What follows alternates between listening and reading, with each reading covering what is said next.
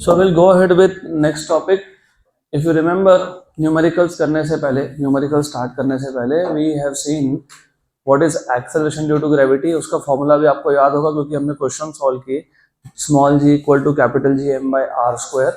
अब ये जो आर है ये स्मॉल आर भी हो सकता है if the object is at a certain height, और ये कैपिटल आर भी हो सकता है if the object is at the surface of earth. Then we have seen कि ये जो g की वैल्यू है ये कांस्टेंट नहीं है, इट वेरीज विथ अल्टीट्यूड. जैसे जैसे आप हायर हाइट पे जाओगे उसकी वैल्यू चेंज होगी. और हमने देखे थे दो formula variation of g with altitude के, दो फॉर्मूलाज वी हैव सीन.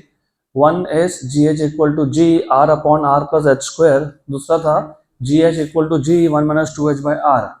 दोनों में से कौन सा फॉर्मूला कब यूज करना है ये भी मैंने आपको डिटेल में बताया था. Then we have seen how does the value of g varies as you go inside the earth at depth. gd equal to g 1 minus d by r. Then हम लोगों ने कंपैरिजन के लिए इन दोनों को एक ग्राफ पे प्लॉट किया था. उसके बाद we have seen how does the value of g varies with latitude. अगर फॉर्मूला याद है तो गुड, नहीं याद है तो याद कर लो. g theta equal to g minus r omega square cos square theta, where theta is nothing but latitude. g की वैल्यू और एक पैरामीटर के साथ चेंज होती है. g की वैल्यू और एक पैरामीटर के साथ चेंज होती है, that is with the shape of अर्थ. हमने अब तक जो g के वैल्यूज कैलकुलेट किए it was under the assumption that earth is spherical, लेकिन इन रियलिटी अर्थ का शेप स्फेरिकल नहीं है. अर्थ का शेप है एलिप्सॉइड, मतलब लाइक अ एग शेप. तो हमको देखना है how does the value of g changes with the shape of earth. तो एक last variation of g with shape of अर्थ रह गया था पेंडिंग, तो इसको हम लोग कवर कर लेंगे. So next topic is variation in g with shape of earth. With shape of अर्थ. अभी भी मुझे बड़बड़ की आवाज आ रही है विच इज नॉट गुड. इसका मतलब ये होता है कि आपको इंग्लिश, हिंदी, मराठी तीनों में से कोई भाषा समझ में नहीं आती है, क्योंकि I have been telling you to keep quiet. मैं कब से बोल रहा हूँ शांत बैठो. मराठी में बोल देता हूँ, अजिबात बोलायचं नाही. तो शांति से ध्यान दो. We are suppose to cover this topic, it is very easy. तो we want to see how does the value of g changes with shape of earth. अब तक हम अर्थ को स्फीयर मान रहे थे, लेकिन in reality earth is not sphere. Earth होता है एलिप्सॉइड. वो क्यों होता है? Because of the centrifugal forces. मैं बता देता हूँ, ये आपको कहीं पे लिखने की जरूरत नहीं है कि अर्थ का शेप स्फेरिकल होने की जगह पे थोड़ा सा ऐसा है. थोड़ा सा मैं और इसको फ्लैट बना देता हूँ, ऐसा है. Now why this? क्योंकि जब अर्थ रोटेट होता है, व्हेन अर्थ रोटेट्स, तो every point on earth performs circular motion. इसका मतलब अर्थ के हर एक पॉइंट पे सेंट्रीफ्यूगल फोर्स एक्ट हो रहा है. कौन सा फोर्स एक्ट हो रहा है? Centrifugal force. And if you remember, centrifugal या सेंट्रीपिटल फोर्स का जो फॉर्मूला था, अगर आपको अच्छे से याद होगा तो सेंट्रीफ्यूगल या सेंट्रीपिटल फोर्स ये होता है mr ओमेगा स्क्वायर. इसके तीन फॉर्मूला थे वैसे, mv square by r, mr omega square और mv ओमेगा. तो तीन फॉर्मूला है mr omega square, mv square by r या फिर mv ओमेगा. हमको इस पे फोकस करना है फिलहाल, टेम्पररी. तो इफ यू सी, अगर मैं दो पॉइंट्स ले लूं, फॉर एग्जांपल एक पॉइंट मैं यहाँ लेता हूँ एट द इक्वेटर, और एक पॉइंट मैं सपोज यहाँ लेता हूँ समवेयर ओवर हियर. तो ये जो पॉइंट है नियर द इक्वेटर, इसका जो सर्कुलर मोशन है उसका जो रेडियस बनेगा वो बड़ा होगा. अगर रेडियस ज़्यादा है तो सेंट्रीफ्यूगल फोर्स ज़्यादा है. इसका मतलब जो ऑब्जेक्ट्स या जो पॉइंट्स अर्थ के इक्वेटर के पास में है उस पर ज़्यादा सेंट्रीफ्यूगल फोर्स लग रहा है. सेंट्रीफ्यूगल फोर्स आउटवर्ड होता है, इसलिए इक्वेटर पे बल्ज बनता है, बल्ज. और जो पॉइंट्स पोल के पास में है वो भी सर्कुलर मोशन परफॉर्म करेंगे, यस, लेकिन उसका जो रेडियस है वो स्मॉल बनेगा, मतलब सेंट्रीफ्यूगल फोर्स वहाँ पे कम है. तो compare to equator, centrifugal force near the poles is less. Equator पे ज़्यादा है. इसके लिए earth is bulged at the equator and flattened at the poles. So remember, it is because of centrifugal force, हर जगह पे सेंट्रीफ्यूगल फोर्स सेम नहीं होने की वजह से जो शेप ऑफ अर्थ है it is not sphere, it is ellipsoid. तो रिमेंबर सिंपल है। सो फार we have assumed that the earth is sphere, that the earth is spherical in shape, but in reality it is ellipsoid. That is, it is bulged at the equator पे थोड़ा सा extra bulge है। मैं भी last बार बोल रहा हूँ, इसके बाद मेरे को कोई भी बात करते हो दिखा। ये रिफ्लेक्टिंग सरफेस है। I use maximum use of science, तो जब मैं लिख रहा हूँ तो भी आप दिख रहे हो मेरे को। Good. So it is bulged at the equator and flattened at the poles,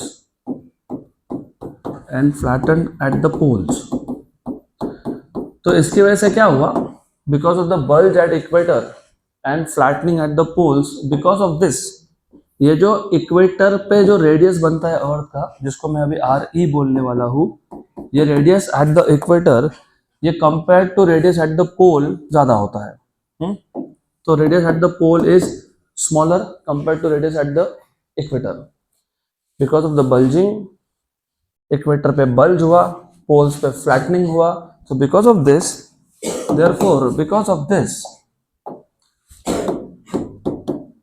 अभी भी आवाज आ रही है, अभी भी मेरे को आवाज आ रही है। एक दो पैरासाइट है, मैं सच में निकाल दूंगा। Last time I know who is speaking, इसके बाद मेरे को थोड़ी सी भी आवाज आई तो you are gone. So because of this, radius at equator is greater than radius at pole. But we know that acceleration due to gravity is equal to gm by r square। तो ये general formula था। तो therefore acceleration due to gravity at equator is gm by re square। And इसको equation number 1 बोलता हूँ। And at the poles it is gm by rp square. तो poles पे gm by rp square और equator पे gm by re square. अब एक काम करेंगे, इन दोनों को डिवाइड कर लेंगे। तो ge by gp, अब इसके आगे प्रिंट हुआ नहीं है नोट्स में, यहाँ तक प्रिंट हुआ है सेकेंड इक्वेशन तक। Then you have to divide. जब तुम डिवाइड करोगे तो gm by re square upon gm by rp square. gm हो गया कैंसल, तो gm and gm cancel out, और ये जो rp स्क्वायर है जाएगा न्यूमरेटर में। Therefore ge by gp equals to, ये गया ऊपर rp अपॉन re का स्क्वायर। और मैंने अभी अभी बताया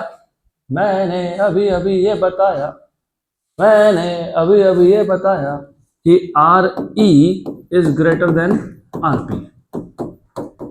तुम उल्टा भी बोल सकते हो, you can say RP is less than RE। Radius at the poles is less than radius at the equator. इसका मतलब ये जो रेशो है, ये रेशो भी क्या है? Less than 1।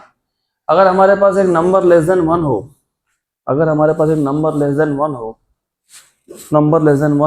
तो उसका स्क्वायर क्या होता है?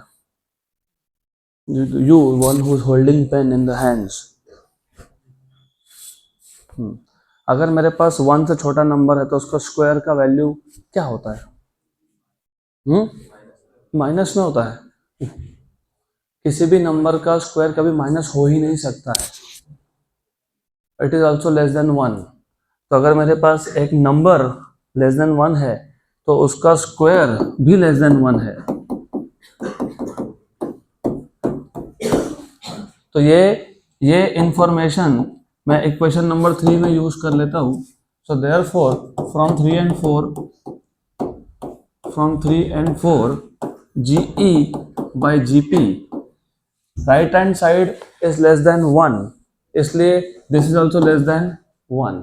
इसका मतलब GE is less than GP, मतलब the value of acceleration due to gravity at equator is less than पोल.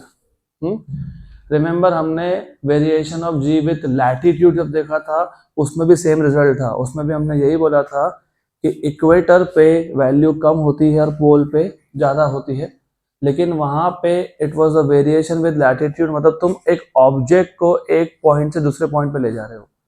यहाँ पे हमारे पास 2 ही पॉइंट है, एक इक्वेटर है एक पोल, और यहाँ पे हम लोग ऑब्जेक्ट को मूव नहीं कर रहे हैं. हम लोग यहाँ पे अर्थ का शेप अगर चेंज हुआ, उसके साथ variation in the value of G क्या आया वो देखा. तो वेरी सिंपल, बहुत सिंपल सा डेरिवेशन है. It is too simple. What we know is earth is bulged at the equator. इसका मतलब radius of earth at equator is greater than radius at poles. और इक्वेटर पे बल्ज हुआ तो poles पे फ्लैटनिंग हुआ. तो if the earth is not assume to be a sphere but ellipsoid, तो radius at equator is greater than radius at poles. And what we know is G का formula होता है Gm/r². और if I calculate the value of G at equator, ये हो जाएगा Gm/r². और अगर पोल्स पे कैलकुलेट करूंगा तो ये हो जाएगा Gm/rp². और अगर मैं इन दोनों को डिवाइड कर देता हूँ, G/Gp कर लेता हूँ मैं अगर, तो ये हो जाएगा Rp/Re². Just take the ratio of this. लेकिन हमने अभी देखा कि Rp is less than Re, मतलब Rp/Re का रेशियो क्या है? Less than 1. तो अगर एक नंबर लेस देन 1 है तो उसका स्क्वायर भी लेस देन 1 है. तो ये इंफॉर्मेशन यहाँ सब्स्टिट्यूट कर देंगे तो GE/GP लेस देन 1 आएगा, मतलब GE is less than GP. इसका मतलब एक्सीलरेशन ड्यू टू ग्रेविटी का वैल्यू इक्वेटर पे is less compare to poles. तो ये था आपका लास्ट वेरिएशन इन G. तो we have seen total 4 variation in G. अब हम लोग जाएंगे नेक्स्ट टॉपिक पे, which is gravitational potential and potential energy. हम लोग पहले ग्रेविटेशनल पोटेंशियल एनर्जी क्या होता है वो देखेंगे. तो next topic is gravitational potential energy. और रिमेंबर ये फर्स्ट टाइम है अब तक जहां पे तुम पोटेंशियल एनर्जी ये कॉन्सेप्ट सीखने वाले हो. इसके बाद अगले चैप्टर में, next chapter sequentially mechanical properties of solids, elasticity, उसमें एक बार आएगा. उसके बाद इलेक्ट्रोस्टैटिक्स में एक बार आएगा. 3 हो गया यहाँ पे, 3 टाइम्स. उसके बाद 12th में चैप्टर नंबर 2 में एक बार आएगा. उसके बाद 12th में ही चैप्टर नंबर 5 में एक बार आएगा. उसके बाद 12th में वापस से चैप्टर नंबर 8 में 2 बार आएगा. उसके बाद चैप्टर नंबर 12th में वापस एक बार आएगा. मतलब टोटल 7 से 8 बार आपको पोटेंशियल एनर्जी का कॉन्सेप्ट यूज करना है. तो अगर आपको ये एक बार समझ में आ गया, हर एक चैप्टर में पोटेंशियल एनर्जी का इक्वेशन डिराइव करने का प्रोसेस सेम होता है, सिर्फ कॉन्टेक्स्ट अलग अलग है. यहाँ पे ग्रेविटेशनल पोटेंशियल एनर्जी है, इलेक्ट्रोस्टैटिक्स में इलेक्ट्रोस्टैटिक पोटेंशियल एनर्जी होगा. अगला चैप्टर जो बोल रहा हूँ मैं आपको, मैकेनिकल प्रॉपर्टीज ऑफ सॉलिड्स, उसमें इलास्टिक पोटेंशियल एनर्जी होगा, लेकिन आइडिया इज द सेम. तो एक बार वो समझ लो तो हर एक टॉपिक, 7 या 8 टॉपिक एक ही बार में तुम्हारे खत्म हो जाएंगे. तो फर्स्ट ऑफ ऑल अप्रोच क्या है वो मैं बताता हूँ, लेकिन पहले पोटेंशियल एनर्जी क्या होता है ये पता होना चाहिए. एंड जो मेथड मैं आपको बताने वाला हूँ, किसी भी कॉन्टेक्स्ट में जो 8 टॉपिक मैं आपको बोल रहा हूँ, उस 8 टॉपिक में पोटेंशियल एनर्जी को डिराइव करने के स्टेप्स एग्जैक्टली सेम है. सिर्फ कॉन्सेप्ट अलग अलग है, स्टेप्स सारे के सारे सेम है. मतलब ये एक टॉपिक किया, तुम्हारे 7 topic free, buy 1 get 7 free, total 8.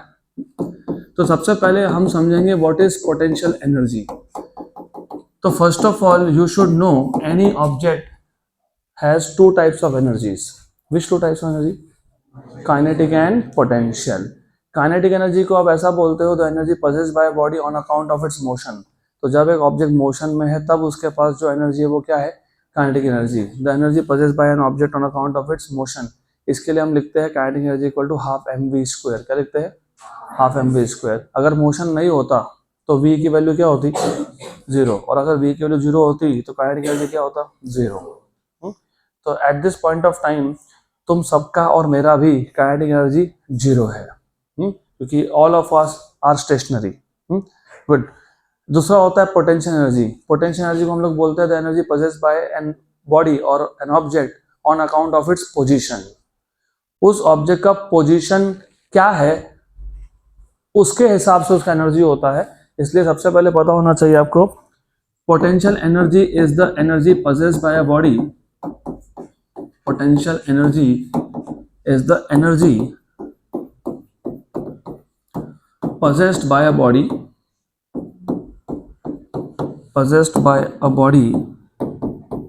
on account of its position, on account of its position। मतलब वो ऑब्जेक्ट का पोजीशन के हिसाब से उसका एनर्जी डिसाइड होता है, on account of its position.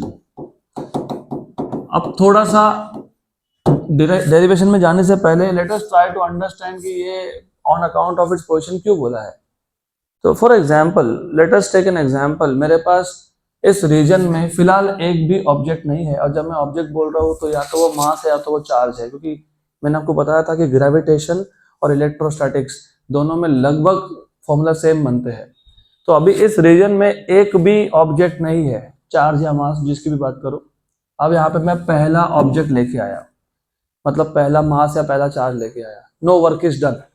क्यों नो वर्क इज डन? क्योंकि यहाँ पे अपोज करने वाला कुछ था ही नहीं, there was nothing to oppose, तो वर्क डन तो हुआ नहीं, राइट। फिर मैं दूसरा लेके आया, जब मैं दूसरा ऑब्जेक्ट ला रहा हूँ तो वर्क इज डन। हमको दूसरे ऑब्जेक्ट को वर्क डन करके लाना पड़ेगा, और पोटेंशियल एनर्जी का कॉन्सेप्ट समझने के लिए बेस्ट इज कि आप चार्जेस इमेजिन करो, क्योंकि चार्जेस इमेजिन करोगे तो अच्छे से समझेगा। जब मैं पहला पॉजिटिव चार्ज लाया, नो वर्क इज डन, क्योंकि उसको अपोज करने के लिए कुछ था नहीं। लेकिन जब मैं दूसरा पॉजिटिव चार्ज लाया तो पहले पॉजिटिव चार्ज ने क्या किया, अपोज, क्योंकि पॉजिटिव में क्या होता है, रिपल्शन। पक्का। तो द क्वेश्चन हियर इज, ये जो मैंने, और bye the way potential energy define करते वक्त हम लोग नॉर्मली चार्जेस को या मासेस को कहाँ से लाते हैं, इन्फिनिटी से। कहाँ से लाते हैं, इन्फिनिटी को मैं बताऊंगा बाद में। लेकिन अभी याद रखो, हम जब पहला चार्ज लाए वर्क डन हुआ क्या, नहीं, क्योंकि कुछ अपोज करने के लिए था ही नहीं। अब जब मैं दूसरा चार्ज लाया पॉजिटिव चार्ज, तो पहले ने क्या किया, अपोज, तो work is done. And as you know work is energy which can neither be created nor be destroyed. तो ये जो हमने वर्क किया चार्ज को लाने में, दूसरे चार्ज को लाने में, वो कहाँ गया, it is stored in the form of potential energy. अब जब मैं तीसरा चार्ज लाऊंगा तो अब दो मिलकर अपोज करेंगे, तो वापस वर्क डन हुआ, राइट। फिर वापस क्वेश्चन वही है, ये जो वर्क हुआ तीसरे चार्ज को लाने में कहाँ गया, it is stored in the form of potential energy. जब मैं चौथा चार्ज लाऊंगा तो 3 अपोज करेंगे, फिर वो वर्क डन कहाँ गया, it is stored in the form of potential energy. Important point is potential energy is stored in the system. एक पर्टिकुलर चार्ज में स्टोर नहीं होता है वो, it is always stored in the system of charges या system of objects. Good, right. इसको तुमको अगर इमेजिन करना है ना, इमेजिन करने के अपने अपने तरीके होते हैं। इमेजिनेशन आपको बताएगा, आपको बेसिकली याद रखने में हेल्प करेगा। ये एग्जाम्पल देता हूँ, चलो ठीक है, रियल लाइफ एग्जाम्पल लेते हैं। मैंने सोचा कि मैं जॉबलेस हूँ तो मैं एक बिजनेस स्टार्ट करता हूँ। फिर मैंने सर्वे किया, फाइनली मुझे एक ऐसा एरिया दिखा जहाँ पे जो बिजनेस मैं करना चाहता हूँ वहाँ पे उस एरिया में पहले से वो बिजनेस नहीं है। तो मैं गया, मैंने अपना शॉप ओपन कर दिया, पहला चार्ज लाया, पहला शॉप आया। पहला चार्ज आया, किसी ने अपोज किया नहीं। पहला शॉप आया, किसी ने अपोज किया नहीं। पक्का, गुड। तो no work is done, easy. अब दूसरा चार्ज आया, सेम टाइप का आया, दूसरा शॉप आया, सेम टाइप का आया। पहले को दिक्कत हो गई है, मेरे एरिया में मत आ, चल। तो इसको ना खुद को सेटल करने में बहुत मेहनत करनी पड़ेगी, वर्क इज डन। पक्का पक्का, गुड, राइट। फिर तीसरा आया, फिर ये दोनों को प्रॉब्लम हो गई, अब हमारा बिजनेस कम कर देगा। तो तीसरा आया, तो उसको भी बहुत मेहनत करना पड़ेगा सेटअप करने में। तो ऐसा इमेजिन करते हैं, when you bring the first charge, no work is done. When you bring the second charge, some amount of work is done to overcome the repulsion of the first charge, and that work done is stored in the form of potential energy. Good. Then you, if you are bringing the third charge, अभी तीसरे charge को दो मिलके oppose कर रहे हैं, तो more work is done, it is stored in the form of potential energy. ऐसा उसको याद रखना आप। तो पहले तो तुमको ये पता होना चाहिए। इसको अभी मैं जनरलाइज करूंगा, फिलहाल मैं सिर्फ चार्जेस को लेके तुमको एग्जाम्पल दे रहा था, क्योंकि चार्जेस के लिए समझना आसान होता है, क्योंकि चार्जेस अगर सारे पॉजिटिव के पॉजिटिव है तो रिपल्शन होगा। हमको इसको जनरलाइज करना है मासेस पे, क्योंकि तुम ग्रेविटेशन की बात कर रहे हो। ग्रेविटेशन में चार्जेस नहीं होते, मासेस होते हैं, और ग्रेविटेशनल फोर्स रिपल्सिव नहीं होता है, अट्रैक्टिव होता है। तो सबसे पहले you have to know that potential energy is the energy possessed by a body on account of its position. पक्का? अब ये पोटेंशियल एनर्जी है क्या? जैसे मैंने तुमको बताया, ये सिस्टम बनाने के लिए ये सिस्टम बन गया। अब इस सिस्टम में हर एक चार्ज का एक पर्टिकुलर पोजीशन है। ये है एक टाइप का कॉन्फ़िगरेशन, इसको बोलते हैं सर्टेन टाइप ऑफ कॉन्फ़िगरेशन। जैसे तुम लोग भी आज जैसे बैठे हो, ये एक कॉन्फ़िगरेशन है। तुम हर दिन सेम जगह पे नहीं बैठते, बराबर, तो वो दूसरा कॉन्फ़िगरेशन है। सिमिलरली ये जो चार्जेस है एक पर्टिकुलर अरेंजमेंट में है, गुड, और अगर मैं इसको चेंज करता हूं तो ये दूसरा अरेंजमेंट है। तो ये जो पोटेंशियल एनर्जी तुम डिफाइन करते हो, potential energy, remember it is the energy, या फिर it is a work required to arrange the masses in a particular configuration. Masses को एक पर्टिकुलर कॉन्फ़िगरेशन में लाने के लिए जितना भी वर्क हुआ against the conservative forces, force के अगेंस्ट में वर्क हुआ, वो जो वर्क तुमने किया फोर्स के अगेंस्ट में, वो किस में स्टोर हो गया? एनर्जी के फॉर्म में। मैं वापस रिपीट कर रहा हूँ, इट इज टू सिंपल, थोड़ा ध्यान देना पड़ेगा आपको। मैं ग्रेविटेशन का ही एग्जांपल लेता हूँ। अगर मेरे पास एक ऑब्जेक्ट है पक्का, ये ग्राउंड पे है, ग्राउंड पे, ये उसका एक कॉन्फ़िगरेशन है। अभी इसी ऑब्जेक्ट को मैंने उठा के एक टेबल पे रख दिया। ऑब्जेक्ट वही है लेकिन कॉन्फ़िगरेशन अलग है। तो इसका जो कॉन्फ़िगरेशन चेंज किया मैंने, अपने आप हुआ क्या? क्या किया हमने? वर्क। और वर्क क्या होता है? Energy. And energy can neither be created, कहाँ गया energy? Stored in the form of potential energy. तो ये पता होना चाहिए, potential energy is the work done, potential energy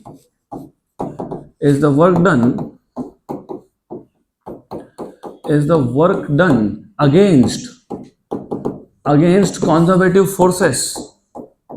और एक conservative नॉन conservative तुमको मैंने पहले से बताया था। तो potential energy is the work done against conservative forces in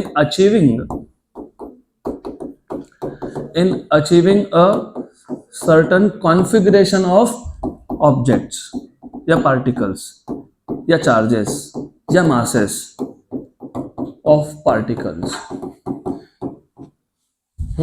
हम लोग ग्रेविटेशन में तो चार्जेस वर्ड यूज नहीं करते, ऑब्जेक्ट बोल देते हैं, पार्टिकल बोल देते हैं, मासेस बोल सकते हो, कोई दिक्कत नहीं है। पक्का? तो what is potential energy? It is the work done against conservative forces in achieving a certain configuration of particles. और याद रखना, any system always tries to achieve minimum potential energy. मैं एग्जांपल देता हूँ। थोड़ा सा तुमको पोटेंशियल एनर्जी का पता है, अजम्पशन है, क्योंकि स्कूल में तुमने सीखा था। व्हाट इज पोटेंशियल एनर्जी का फॉर्मूला? mgh। अच्छा एक बात बताओ, जितना ज्यादा हाइट उतना ज्यादा पोटेंशियल एनर्जी। Very good. ये ऑब्जेक्ट को अगर मैं छोड़ देता हूँ, छोड़ दिया, रिलीज कर दिया, कहाँ जाएगा? क्यों जाएगा? That is not exact answer. It will go downwards because this object will try to minimize its potential energy। क्योंकि हाइट कम होगा तो पोटेंशियल एनर्जी भी कम होगा। तो any object or system of object always tries to minimize, मतलब उसका potential energy कम से कम करने की कोशिश करता है। और जब तक मिनिमम एनर्जी नहीं होता तब तक वो सिस्टम स्टेबल भी नहीं होता। तो ये जो ऑब्जेक्ट को रिलीज किया वो ग्राउंड पे जाके क्या हो जाएगा? स्टेबल, क्योंकि ग्राउंड पे हाइट कितना है? 0। तो पोटेंशियल एनर्जी कितना हो गया? 0। तो वो एनर्जी क्या हो गया? मिनिमम। तो remember, any system always tries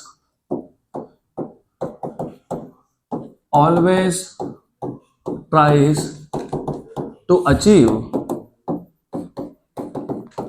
achieve a state of minimum potential energy. State of minimum potential energy. Minimum potential energy. पक्का पक्का। तो पहले तुमको इतना पता होना चाहिए, potential energy is the energy possessed by an object on account of its position. Potential energy is the work done against conservative forces in achieving a certain configuration of particles. Number three, any system tries to achieve a state of minimum potential energy. अब थोड़ा interesting part है, क्योंकि अब हमको gravitational potential energy का जो derivation चाहिए उसके लिए थोड़ा सा इंफॉर्मेशन लगेगा। अब देखो, पहले तो मैंने ये एक सिस्टम बना लिया, सर्टेन कॉन्फ़िगरेशन, वर्क डन हुआ क्या? हुआ ना वर्क डन? ये सिस्टम अपने आप बन गया क्या? हमने ऑब्जेक्ट को उठा के रखा ना वहां पे, हाँ, तो हमने वर्क किया कि नहीं? यस। तो वर्क डन किसमें स्टोर हो गया? Potential energy. तो पॉइंट नंबर 1, सिस्टम को बनाने में, सर्टेन कॉन्फ़िगरेशन को बनाने में वर्क होता है, और वो किसमें स्टोर होता है? Potential energy. सिर्फ इतना ही नहीं, अगर मुझे अब इस सिस्टम को चेंज करना है, मतलब कॉन्फ़िगरेशन को चेंज करना है, मतलब मुझे अगर एक हाथ पार्टिकल को मूव करना है, अपने आप होगा क्या? नहीं। तो क्या करना पड़ेगा? वापस से वर्क। लेकिन इस बार जो तुम वर्क कर रहे हो ना, it appears as increase in potential energy, क्योंकि तुमने पहले जब सिस्टम को बनाया तो जो वर्क हुआ, it appears as potential energy. फिर तुमको लगा कि अरे मेरे को कॉन्फ़िगरेशन चेंज करना है, मुझे ये पार्टिकल यहाँ नहीं चाहिए, मुझे पार्टिकल कहीं और चाहिए, तो वापस क्या करोगे? वर्क करोगे। लेकिन सिस्टम के पास पहले से ही क्या है? पोटेंशियल एनर्जी है। अब मैंने वर्क किया, तो अगर मुझे एक सिस्टम में एक हाथ पार्टिकल को मूव करना होगा तो एडिशनल वर्क करना पड़ेगा, and that additional work will appear as increase in potential energy. Remember, good. Also some amount of work needs to be done in order to change the configuration, and this work done appears as, how does it appear? Appears as increase in potential energy.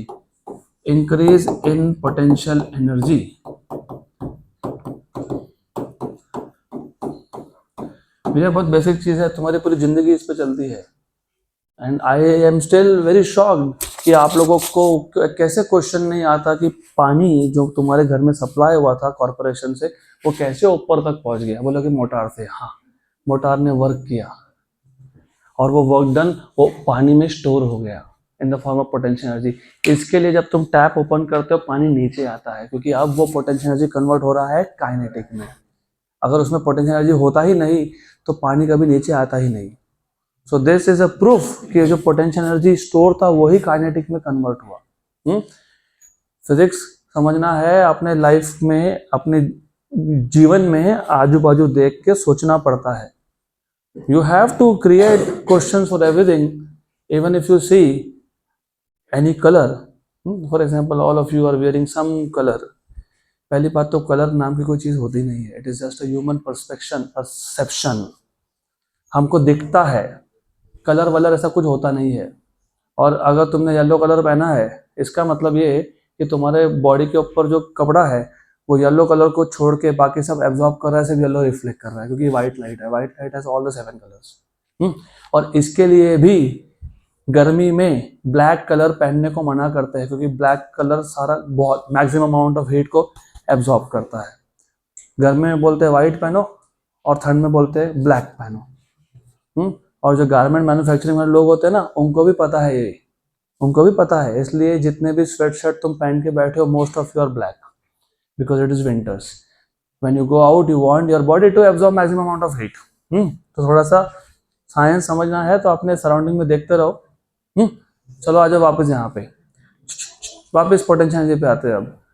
तो अगर हमको configuration को change करना है तो हमने क्या किया, एडिशनल वर्क किया, और वो एडिशनल वर्क किस में कन्वर्ट हुआ, इंक्रीज इन।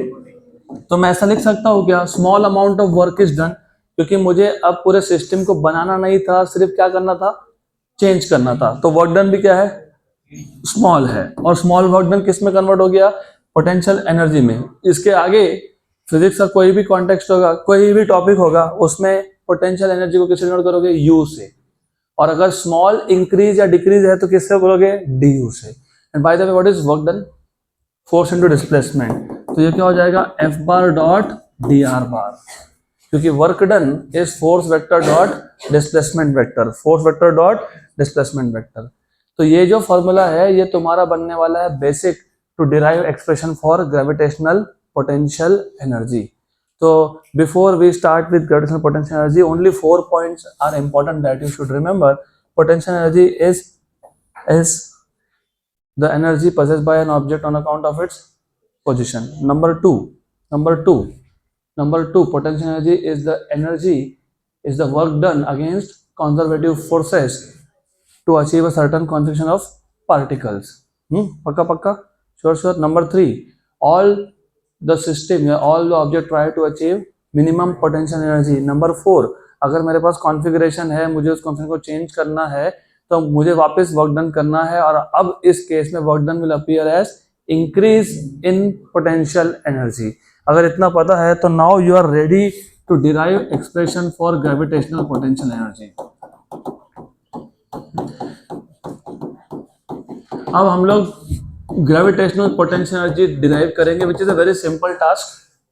बहुत ही सिंपल है, एक्सट्रीमली सिंपल है। तो पहले पूरा टॉपिक समझ लो, और थोड़ा सा नोट्स में देने का तरीका, लिखने का तरीका और यहाँ पे थोड़ा सा डिफरेंट है, नॉट अलॉट। तो हमारे पास एक ऑब्जेक्ट था जो अर्थ के सरफेस से कुछ हाइट पे था। सो let us say we have a object which is initially at point A. तो इस ऑब्जेक्ट का अर्थ के सेंटर से जो इनिशियल डिस्टेंस है उसको बोल देता हूं मैं आर आई। अब हमको इस ऑब्जेक्ट को यहां से उठा के नए हाइट पे ले जाना है, न्यू हाइट। और जो न्यू हाइट जो है वो अर्थ के सेंटर से आर एफ है। कितना है, आर एफ है, बी पॉइंट पे, right. So we have an object of mass m which is initially at a distance of ri from the center of earth.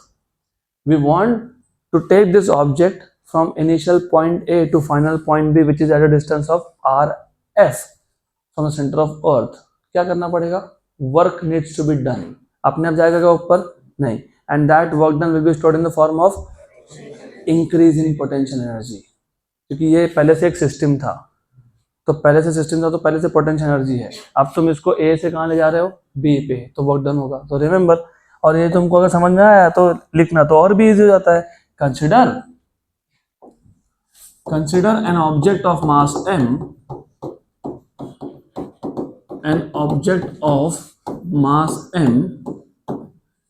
Eight point A at a distance ri from the center of earth,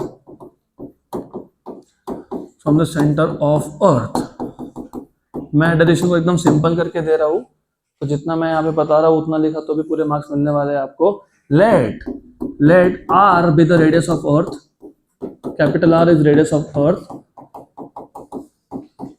capital M is mass of earth,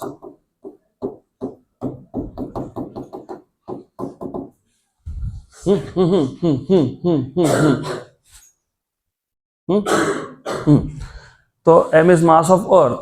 हमको क्या करना है, हमको इसको कहां से कहां ले जाना है, ए से B. We want to move this object,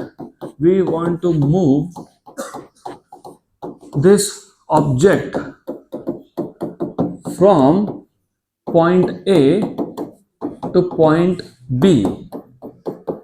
और ये जो पॉइंट बी है उसका डिस्टेंस कितना है सेंटर ऑफ अर्थ से, R F. Let R F be the distance of B from centre of earth. तो ये ए से बी ले जाने में क्या होगा, क्या करना पड़ेगा, वर्क। तो work needs to be done, therefore work needs to be done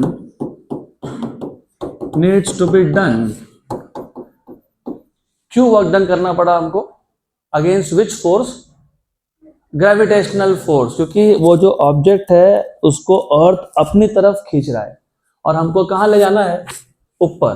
तो फोर्स कहाँ है, नीचे, और ऑब्जेक्ट को कहाँ ले जाना है, ऊपर। तो work needs to be done against gravitational force. लेकिन तुमको पता है ग्रेविटेशनल फोर्स कॉन्जर्वेटिव होता है, अगेंस्ट कॉन्जर्वेटिव ग्रेविटेशनल फोर्स। अभी कॉन्जर्वेटिव नॉन कॉन्जर्वेटिव याद नहीं है तो लॉज ऑफ मोशन रिवाइज कर लो। तो we need to do work against conservative gravitational force. अब मैंने जैसे बोला कि पोटेंशियल एनर्जी का फॉर्मूला जब डिराइव करोगे तो हर एक टॉपिक में मेथड सेम है। अब तुम मुझे एक बात बताओ, तुमको भी एक जगह से दूसरी जगह जाना है तो ऐसा उड़ के जाते हो क्या डायरेक्ट, नहीं, क्या करते हो, छोटे छोटे स्टेप्स। क्या करते हो, छोटे छोटे स्टेप्स। तो यहाँ पे भी जब आप ऑब्जेक्ट को ए से कहाँ ले जा रहे हो, बी पे, तो हम इमेजिन करते हैं this displacement from A to B is made up of large number of small steps. और हमेशा हम लोग पहले स्मॉल डिस्प्लेसमेंट में कितना वर्क हुआ वो फाइंड करते हैं और फिर हम लोग इंटीग्रेट करते हैं। तो मुझे ए से बी पे ले जाना था, we will imagine this displacement from A to B is made up of small displacements. तो we always find what is the work done in small displacement. पहले से स्मॉल डिस्प्लेसमेंट का वर्क डन फाइंड करोगे, फिर क्या करोगे, integrate. पक्का remember. तो जिनका अभी भी कुछ लिंक नहीं लग रहा क्योंकि तुम्हारा इधर चित्त नहीं लग रहा, बराबर, तो यहां से यहां जाना है। तो व्हाट वी इमेजिन इज कि ए से बी का जो डिस्प्लेसमेंट है ना वो स्मॉल स्टेप्स में है। हम लोग पहले एक छोटे स्टेप का वर्क डन निकालते हैं जिसको डीडब्ल्यू बोलते हैं और फिर क्या करते हैं, इंटीग्रेट। और यही मेथड 7 से 8 टॉपिक में जहां जहां पोटेंशियल एनर्जी होगा हर जगह पे यही अप्रोच है, एवरीवेयर। गुड। तो remember the work done in displacing the object through small displacement dr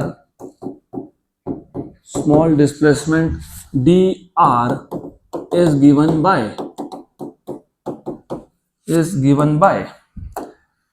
क्योंकि डिस्प्लेसमेंट स्मॉल था तो वर्क डन भी क्या है, स्मॉल है।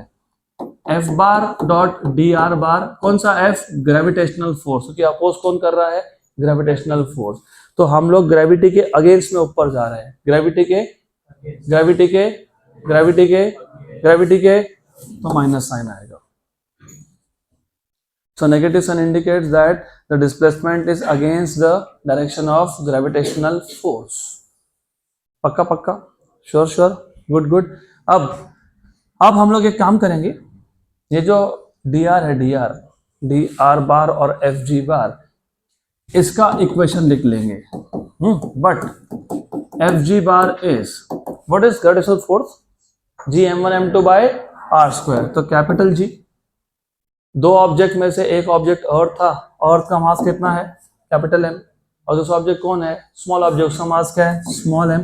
और डिस्टेंस के लिए जनरली क्या यूज करते हो, आर, तो आर स्क्वायर। पक्का गुड। अब एक बात बताओ, मुझे आपसे समझना है ग्रेविटेशनल फोर्स का डायरेक्शन क्या होता है, डाउनवर्ड्स मतलब towards the centre of earth. तो एक काम करेंगे, पहले एक वेक्टर, यूनिट वेक्टर डिफाइन करेंगे। What is unit vector, a vector with unit magnitude, जो हम लोग सिर्फ डायरेक्शन के लिए यूज करते हैं। तो एक यूनिट वेक्टर डिफाइन करेंगे फ्रॉम सेंटर टू आउटवर्ड्स, कहां से कहां, तो उसको बोलेंगे आर कैप। क्या बोलेंगे, तो ये आर कैप वेक्टर सेंटर से कहां है, बाहर की तरफ। कहां है, बाहर की तरफ। कहां है, ऐसा ना, ऐसा ऊपर की तरफ, बराबर। और फोर्स कहां है, नीचे, मतलब माइनस आर कैप, मतलब क्या, माइनस आर कैप। तो जब मुझे इसका डायरेक्शन बताना है तो क्या लिखूंगा मैं, माइनस आर कैप। पक्का, श्योर। तो ये क्या आ गया, माइनस के साथ। अब इसको भूलना नहीं, गुड। तो therefore D W equals to minus, ये माइनस और एफ जी में वापिस minus, G M M R square R cap dot D R bar. पक्का, sure sure, good. Minus minus क्या हो गया, कैंसल, तो माइनस माइनस हो गया प्लस। तो ये आ गया आपका D W equals to G capital M small M by R square D R. बोलोगे आर कैप कहाँ गया, तो मैं आर कैप कहाँ गया बता देता हूँ। आर कैप कहाँ गया बता देता हूँ। ए बार डॉट बी बार क्या होता है, ए बी कॉस थीटा। तो ये are cap dot D R bar को क्या लिखेंगे, जल्दी बताओ, r D R cos theta. लेकिन ये कैप वाले वेक्टर्स कौन होते हैं, यूनिट वेक्टर, उनका मैग्नीट्यूड कितना होता है, 1। और ये कौन है, डी आर। ये डी आर क्या था, डिस्प्लेसमेंट। और तुम मुझे बताओ कि ऑब्जेक्ट को तुम नीचे ले जा रहे हो कि ऊपर ले जा रहे हो, ऊपर। और आर कैप भी कहाँ है, ऊपर। तो आर कैप और डी आर का डायरेक्शन क्या है, सेम। तो एंगल कितना है, 0। कितना है, 0। और cos 0 कितना होता है, 1। तो क्या आ गया, तो वो नोट्स में टेक्स्ट बुक में बताते नहीं है तुमको, तुम ढूंढते रहते हो, ढूंढते रह जाओगे कहाँ से आया, वो ऐसा आता है। तो ये are cap dot D R, तो R D R cos theta, इसमें आर की वैल्यू क्या थी, 1। और डी आर भी ऊपर है, आर कैप भी ऊपर है, तो एंगल कितना है, 0। तो कॉस 0 कितना है, 1। तो ये आर कैप डी आर, ये are cap dot D r क्या बन गया, डी आर क्या बन गया। तो ये are cap dot D r को मैंने डायरेक्टली क्या लिख दिया, डी आर। क्या लिख दिया, डी आर। और ये माइनस माइनस क्या हो गया, प्लस। तो समझा यहाँ तक, पक्का। ये वर्क डन है in displacing the object through small displacement. अगर मुझे टोटल वर्क डन निकालना हो from A to B, integration, therefore total work done in moving the object from A to B is given by, total work done is given by integration dw। हर छोटे छोटे step में work को सबको add कर दिया। Add करना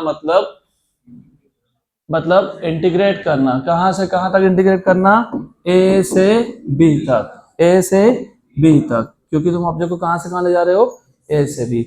लेकिन ये जो डी डब्ल्यू था, कौन था, डी डब्ल्यू, कौन था, डी डब्ल्यू। ये डी डब्ल्यू क्या था, G capital M small M by R square D R. जैसे तुमने यहाँ पे डी आर लिखा, क्या लिखा, डी आर, क्या लिखा, डी आर। तो अभी ए से बी नहीं लिखना।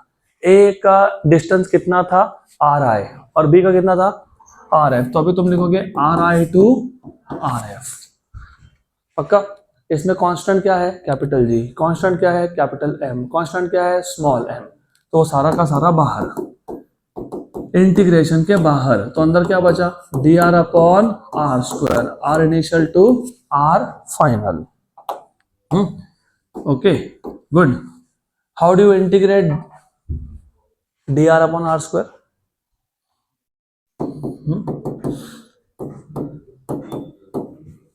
नहीं याद, इसको तुम r raise to minus 2 d r लिखते हो।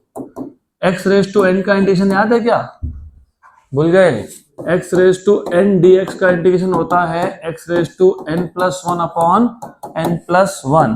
तो r रेस टू n का इंटीग्रेशन क्या आएगा, r raise to n plus 1 upon n plus 1। तुम्हारे केस में n क्या है, -2।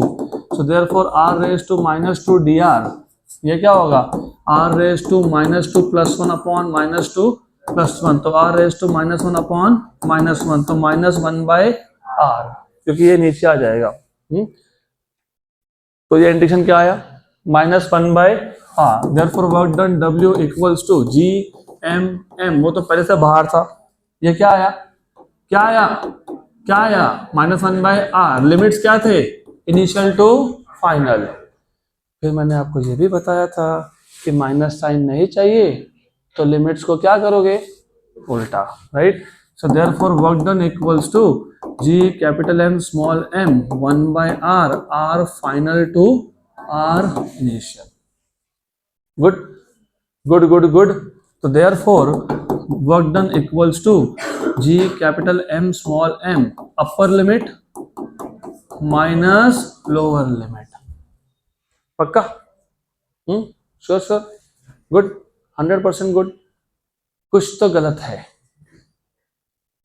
Something is wrong. What is wrong?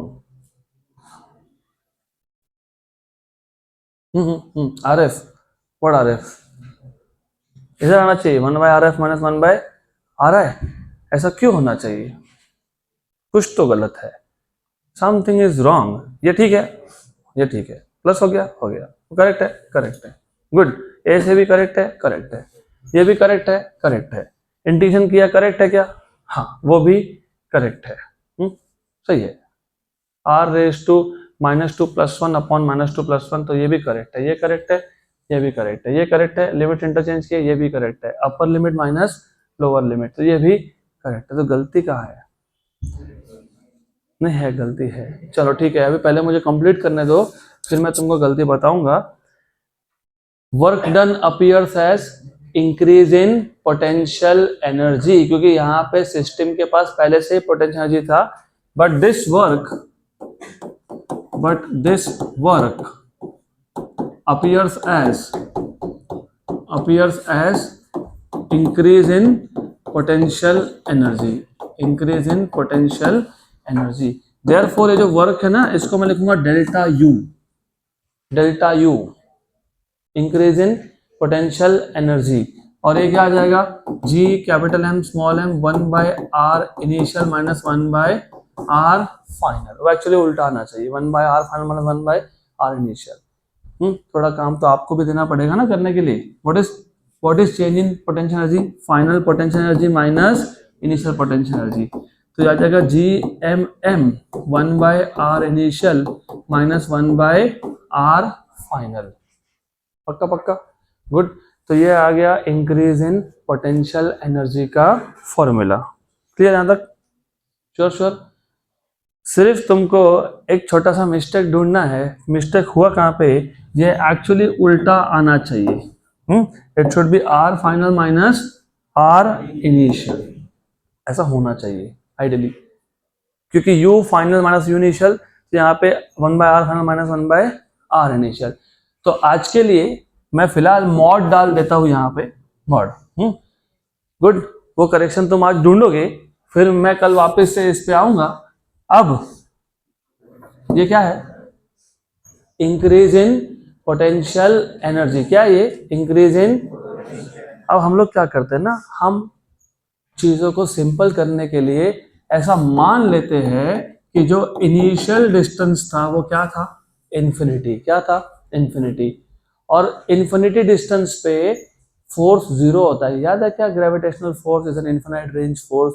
Last chapter में प्रॉपर्टीज सीखे थे, हमने बोला था लॉन्ग रेंज फोर्स है. इस फोर्स की वैल्यू 0 कब होती है? जब डिस्टेंस क्या हो जाए? इन्फिनिटी. तो अगर डिस्टेंस इन्फिनिटी हो गया तो फोर्स 0 हो गया. फोर्स 0 हो गया तो पोटेंशियल एनर्जी भी 0 हो गया. तो for our convenience we say that the potential energy is 0 when the force is 0, but the force is 0 when the distance is 0. तो इनिशियल पोटेंशियल एनर्जी मतलब UI, इसकी वैल्यू क्या आएगी? 0. तो बचेगा क्या? UF. और UF को मैं क्या बोल दूंगा? U. तो इस इक्वेशन में UF को क्या लिखोगे? क्या लिखोगे? U. और UI को क्या लिखोगे? 0. क्या लिखोगे? 0.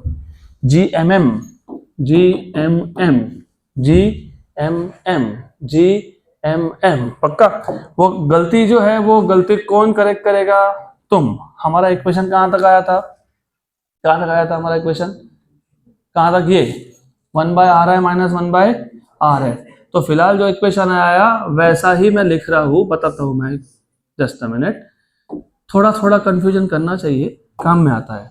What is the initial distance? Infinity. What is initial potential energy? What is final potential energy? Final भी 0. Very good. Final potential energy is U. What is final distance? R. Initial distance तुमने क्या माना? Infinity. Potential energy क्या हुआ? 0. Final distance क्या माना तुमने? R. Potential energy क्या आया? U. तो यू एफ को क्या लिखा तुमने, यू आई को क्या लिखा 0, G M M, yes G M M, 1 upon r initial, what is r initial, what is r initial, infinity, -1/r, तो u क्या आ गया, u, ये 1/∞ कितना होता है, कितना होता है 0, -1/r, तो what is u, -GMM/, equation check करो, क्या इक्वेशन, -GMM/r, माइनस है ना, कुछ भी गलत नहीं था। हाँ, सिर्फ मैंने ऑलरेडी स्टार्टिंग में बोला आपको कि नोट्स में लिखने का तरीका थोड़ा सा अलग है, वो टेक्स्ट बुक का अप्रोच है, यहाँ पे ये मैंने मेरा अप्रोच सेट करके दिया आपको, ये इजी पड़ता है समझने में। तो what is the potential energy का जनरल फॉर्मूला, -GMM/r। और last thing before we stop, जब भी फोर्सेस अट्रैक्टिव हो, क्या हो अट्रैक्टिव, क्योंकि रिपल्सिव भी हो सकते हैं। ग्रेविटेशनल फोर्स रिपल्सिव होता है क्या, नहीं, क्या होता है अट्रैक्टिव। तो जब भी फोर्सेस अट्रैक्टिव हो, उस सिस्टम को बोलते हैं बाउंड सिस्टम। क्या बोलते हैं बाउंड सिस्टम। क्या बोलते हैं बाउंड सिस्टम। और जब भी सिस्टम बाउंड हो तो पोटेंशियल एनर्जी माइनस ही आता है। क्या आता है हमेशा याद रखना। तो मुझे एक सिंपल सा क्वेश्चन है, अर्थ और मून में जो पोटेंशियल एनर्जी होगा वो प्लस होगा कि माइनस होगा, माइनस, क्योंकि फोर्स क्या है अट्रैक्टिव। पॉजिटिव चार्ज और नेगेटिव चार्ज में पोटेंशियल एनर्जी क्या होगा, नेगेटिव। क्यों, क्योंकि वो क्या है अट्रैक्टिव। पॉजिटिव और पॉजिटिव चार्ज में रिपल्सिव, तो पोटेंशियल एनर्जी प्लस होता है। क्या होता है, प्लस होता है। अभी याद रहेगा ये, गुड। तो दैट्स इट फॉर टुडे।